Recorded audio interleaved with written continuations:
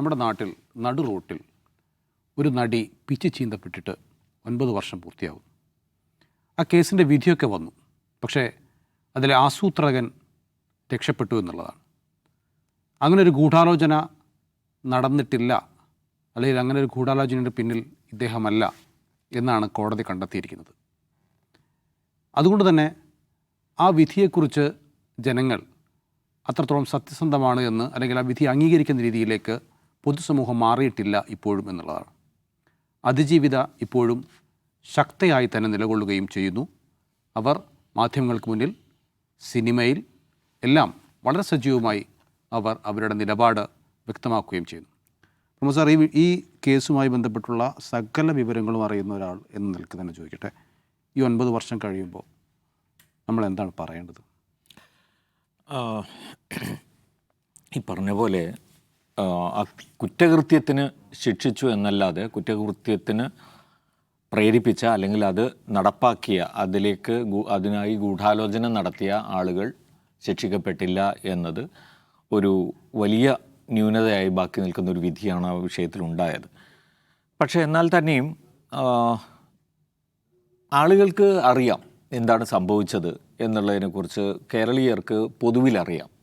അതൊരു മറച്ചു വയ്ക്കാൻ കഴിയാത്തതോ അല്ലെങ്കിൽ ഇനിയും അത് അങ്ങനെ സംഭവിച്ചിട്ടില്ല, പ്രത്യേകിച്ച് ദിലീപിനെ പോലെ അതിൽ 8ാം പ്രതിയായ ദിലീപിനകത്ത് പങ്കാളിത്തമില്ല എന്ന് പറഞ്ഞ് രക്ഷപ്പെടാനോ അല്ലെങ്കിൽ ആളുകളെ ബോധ്യപ്പെടുത്താനോ ശ്രമിച്ചാൽ വിജയിക്കാത്ത നിലയിൽ അത് എല്ലാവരുടെയും മനസ്സിലുണ്ട്, എല്ലാവർക്കും കൃത്യമായി അറിയാം.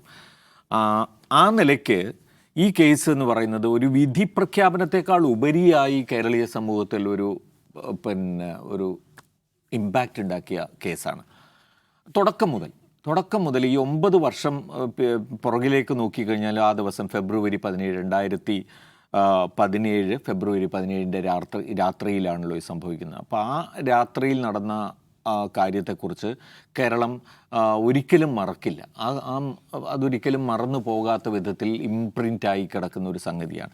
കേരളത്തിൽ സ്ത്രീകളുടെ സുരക്ഷ സംബന്ധിച്ചുണ്ടാവുന്ന കേസുകളിൽ ഏറ്റവും മുൻപന്തിയിലുള്ള കേസായി. അത് സിനിമാ മേഖലയിലാണ് നടന്നത്.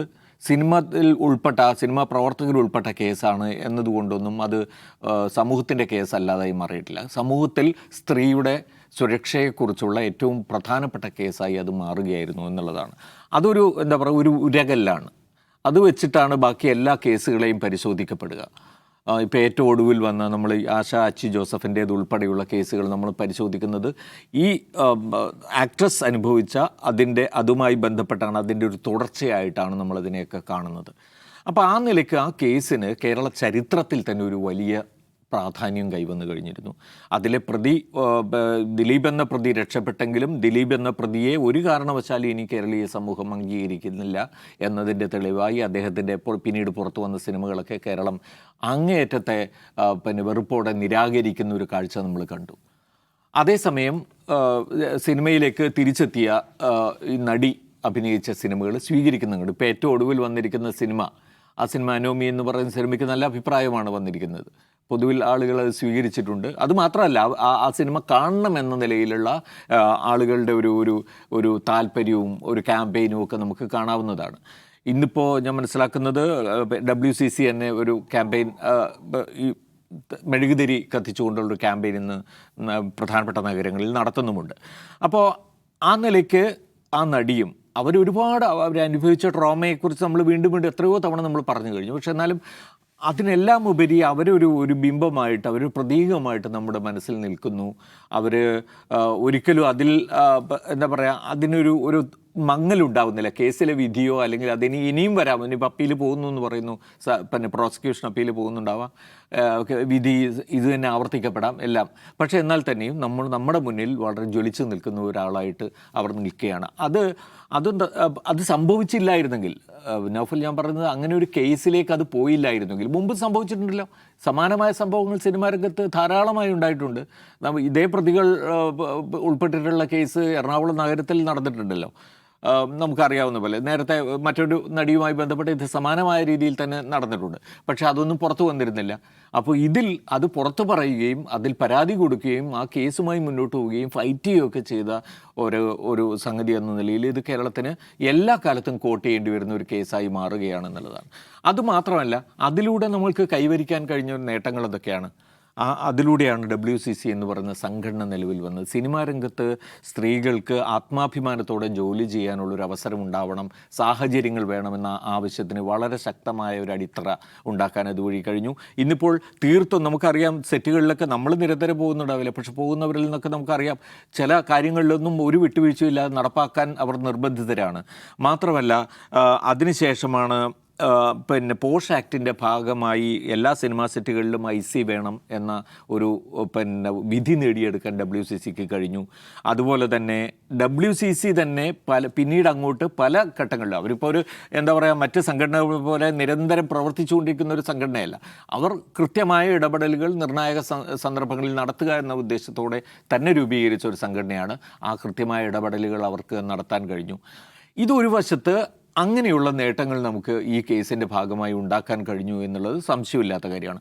അതേസമയം തന്നെ ആലോചിക്കേണ്ടത് നമ്മൾ ഒരല്പം നിരാശരാക്കുന്ന ഒരു കാര്യം ഇതിനകത്തുണ്ട്. കാരണം ഈ 9 വർഷം ഞാൻ ആശ അച്ചി ജോസഫുമായിട്ടുള്ള ഇൻ്റർവ്യൂവിൽ ഞാൻ ചോദിക്കായിരുന്നു, ഇവർ WCC ഫോം ചെയ്തിട്ട് ആദ്യമായിട്ട് മുഖ്യമന്ത്രിയെ പോയി കാണുന്ന ആ സന്ദർഭമുണ്ടല്ലോ, ഇവരെല്ലാവരും ചേർന്ന് മഞ്ജു വാര്യർ തൊട്ട് ആശ അച്ചി ജോസഫ് വരെ എല്ലാവരും ചേർന്ന് നിന്നിട്ട് മുഖ്യമന്ത്രിയുടെ കൂടെ ഒരു സെൽഫി എടുക്കുന്നുണ്ടല്ലോ. ആ സെൽഫിയാണ് പിന്നീട് അങ്ങോട്ട് WCC നമ്മൾ പറയുന്ന എല്ലാ കണ്ടന്റിലും വരുന്ന ഒരു സെൽഫി. അതാണ് കാരണം വെച്ചാൽ മുഖ്യമന്ത്രി അവർക്ക് ഉറപ്പ് കൊടുത്തിരിക്കുന്നു, നിങ്ങളുടെ സുരക്ഷ എൻ്റെ ചുമതലയിലാണ്, ഞാനത് ഏറ്റെടുക്കുന്നു എന്ന നിലയിൽ അതിൻ്റെ ഒരു പ്രതീകമായിരുന്നു ആ സെൽഫി. അത് പിന്നീട് അങ്ങോട്ട് അതിലുൾപ്പെട്ട ആശ അച്ചി ജോസഫ് തന്നെ ആക്രമിക്കപ്പെടുന്നു. അതും ഈ മുഖ്യമന്ത്രിയുടെ അതേ പാർട്ടിയിലുമായിട്ട് ബന്ധപ്പെട്ട് നിൽക്കുന്ന ഇടതുപക്ഷ സഹയാത്രികനായ ഒരാളിനാൽ ആക്രമിക്കപ്പെടുന്നു എന്ന് പറയുമ്പോൾ നമുക്ക് നിരാശയും തോന്നുന്നുണ്ട്. കടുത്ത നിരാശയും തോന്നുന്നു. കാരണം ഈ കാലത്ത് ഇപ്പോൾ ആശ സംസാരിക്കുമ്പോൾ എനിക്കതാ ഫീൽ ചെയ്യുന്നത്. എന്ന് വെച്ചാൽ ഇത്രയും കാലത്തിന് ശേഷം ആ 9 വർഷങ്ങൾക്ക് മുമ്പ് അത് പോയി ചെയ്യുന്നു, പല കാര്യങ്ങളും നടന്നു. ഇപ്പോൾ ഫിലിം പോളിസിൻ്റെ ഒരു പ്രധാന ഘടകം സ്ത്രീകളുടെ സുരക്ഷയാണല്ലോ സിനിമാ രംഗത്ത്. അപ്പോൾ അതെല്ലാം ഉൾപ്പെടെ ഇങ്ങനെ നടന്നുകൊണ്ടിരിക്കുന്ന സമയത്ത് തന്നെ ഒരു വ്യക്തിയിൽ നിന്ന് വീണ്ടും ഇതുണ്ടാവുന്നു, അത് മറച്ചു വയ്ക്കാൻ ശ്രമിക്കുന്നു, അത് അയാളെ രക്ഷപ്പെടുത്താൻ ശ്രമിക്കുന്നു, നീതി നടത്തിപ്പ് കുറേ ലാഗ് ചെയ്യുന്നു, ഇങ്ങനെ എല്ലാം സംഭവിക്കുകയാണ് വീണ്ടും. അപ്പോൾ എന്താണ് ഫലം എന്നുള്ളൊരു ചോദ്യം ഇവരിൽ ഉണ്ടാകുന്നതിൽ നമുക്കൊരു കുറ്റവും പറയാൻ കഴിയില്ല.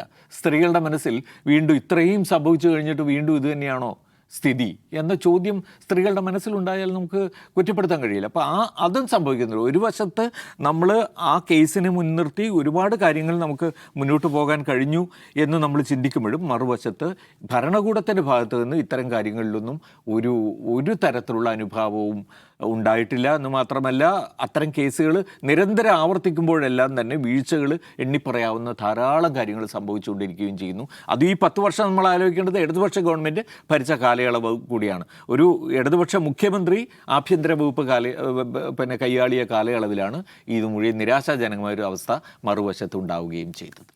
ജെയിംസ്, ആ വിധിയെ പൂർണ്ണാർത്ഥത്തിൽ ഉൾക്കൊള്ളാൻ ജനങ്ങൾക്ക് ആയിട്ടില്ല എന്നുള്ള സത്യമാണ്. അതോടൊപ്പം തന്നെ സാറ് സൂചിപ്പിച്ചതുപോലെ ഇത് സിനിമാ രംഗത്ത് മാത്രമല്ല മറ്റു തൊഴിലിടങ്ങളിലും സ്ത്രീകൾക്ക് കൂടുതൽ സുരക്ഷിതത്വം കിട്ടുന്ന അവസ്ഥയിലേക്ക് കാര്യങ്ങൾ ആളുകളുടെ മൈൻഡ് സെറ്റെങ്കിലും മാറാൻ അത് ഉപകാരപ്പെട്ടിട്ടുണ്ട് എന്ന് തോന്നുന്നുണ്ടോ? ആശ അച്ചി ജോസഫ് അഭിമുഖങ്ങളിൽ പുറത്തു നമ്മളോടുള്ള അഭിമുഖത്തിലും അതിനു മുമ്പുള്ള അഭിമുഖങ്ങളിലും പറയുന്ന ഒരു പ്രധാനപ്പെട്ട കാര്യം, ഭരണകൂടത്തിൻ്റെ ഉത്തരവാദിത്വം ഇത്തരം സംഭവങ്ങൾ തടയലാണ്.